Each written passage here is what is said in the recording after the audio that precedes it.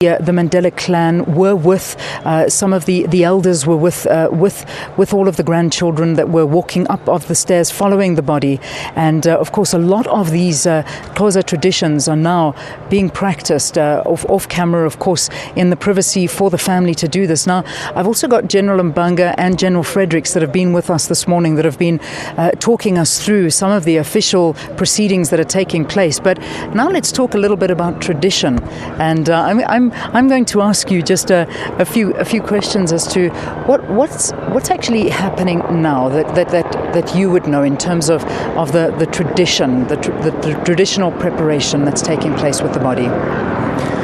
Well, what is known in Xhosa practices culturally when a person has passed on is that the elders of the family, as well as together with the family, they have to talk to the body and tell the person, that is the deceased, where he is and what is happening. So what may be probably taking place now is that the elders from the Mandela family will be talking to Tata and tell him that he has been moving from one military hospital where he was lying, preparing to go to his last resting place. Now they may probably be informing him or telling him and ask the ancestors to be with him that he will be lying in state to allow the public or the people of South Africa and the people of the world to come and see him and pay their last respect to him. So most commonly that's talking to the body as if the body or the person is alive, to give reasons of where he is and why he is there. A process like this, how long would it traditionally take to do something like this? Well, it depends from family to family, as well as tradition and tradition, or practices and practices. But normally it will take anything between 5-10 minutes, because it has to be respected. It has to have the dignity that it deserved. Because now we are talking to a person who has passed on to another level. So you should talk through as if you are talking to such a person. And one would imagine that everybody at this point in time, whereabout is this all taking place? Is this in a room within the Union buildings? Is this all taking place there?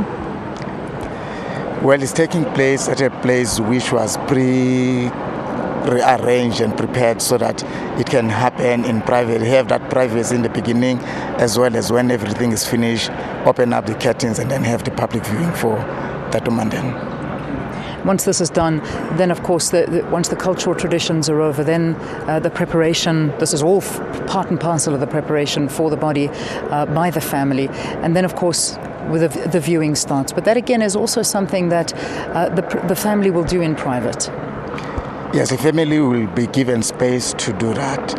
It's up to the family to ask or to allow some members of the South African National Defence Force to be present and other people in order to do whatever is required of them to do. Yeah. Then once the family is finished that, and then the South African National Defence Force will again prepare the body and the coffin for the viewing. Okay. Now, that's a question that a lot of people are asking in terms of the viewing. Obviously, we are going to be able to view the face of our former president. Is it a glass coffin or is it going to be an open coffin? I think a lot of people are asking this question. Am I asking the right people? Would you happen to have that information for us? Yes, we have that. Unfortunately, or fortunately, the public will be able to view the body itself. It is got a glass top for the public to view it, to view the body. They will be filed, that they will be lined up, and they will only have one opportunity to view the body, because we have a plan for plus minus 2,000 people of the public to pass and to view the body in an hour. So they will only have one opportunity. It will be under control, and they will have a mark of some sort to prevent them from coming around again, unfortunately, because we must give as many as possible people to view the body for the 3 days.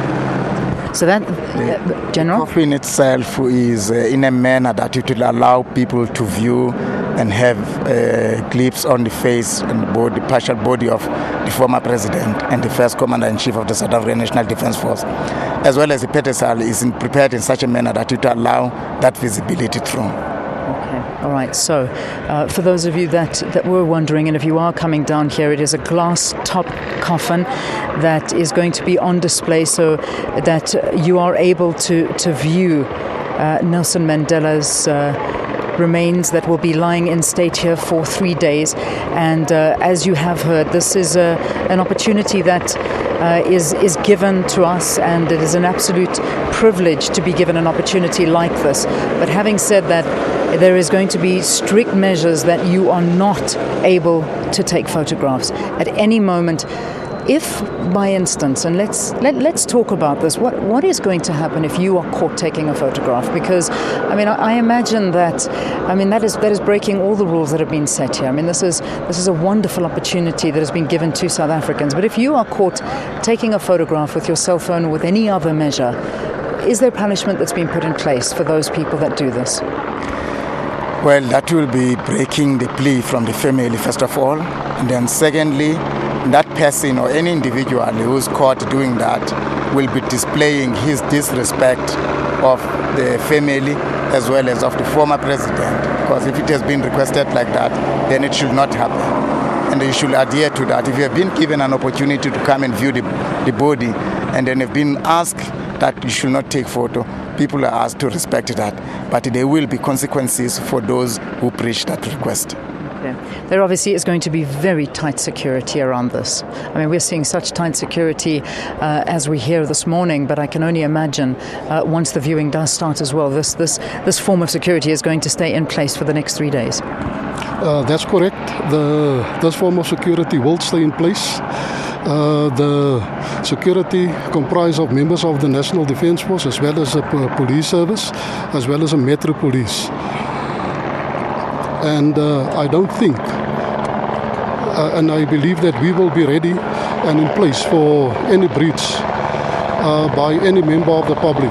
Once again, it's important that we don't allow any cell phones or any cameras around there when they move in for the viewing. This was a request from the family, which I believe that everybody in the country and all and from everywhere must respect. It's important that we do that. Please from the family and please from everybody that is in charge of all of this, that no photographs are taken at all. If you do come here and you do have the privilege of walking past the body, which every South African is entitled to do that, and many people are already making their way down here. A queue has already started.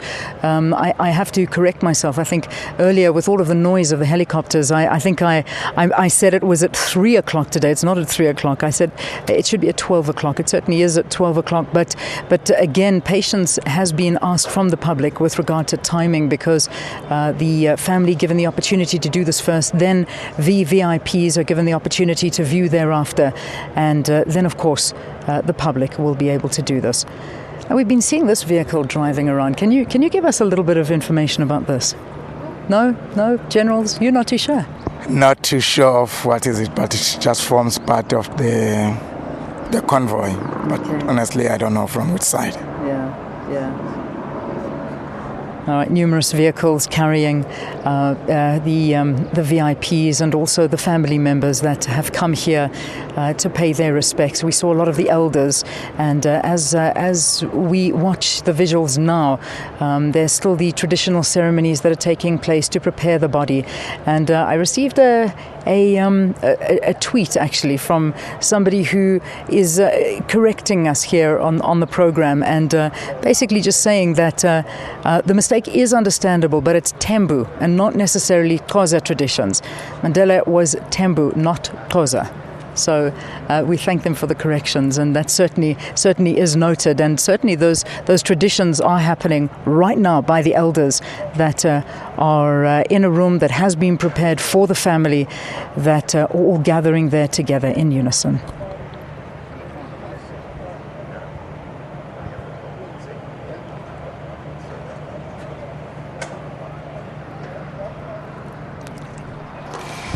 What what you see there. All right, well, let's just give you some information on how you can get to the Union buildings if you are going to be walking. Perhaps you're in the vicinity. You should go via Edmund and Beatrix Street. There are vehicles that have been made available to carry you there from there to the Union building. So we will continue. If you do see a small little box other than the lady who's helping us with the sign language, we'll continue to have some visuals of what's happening at the moment, so you can keep up to date with what's happening in Union buildings while we continue with the program here on air as well in Auckland Park, the SABC studios. And just taking a look at the front pages of the morning papers, they are all about Nelson Mandela. And just touching on the media, we're going to take a look at a different section of the media now, the arts industry to be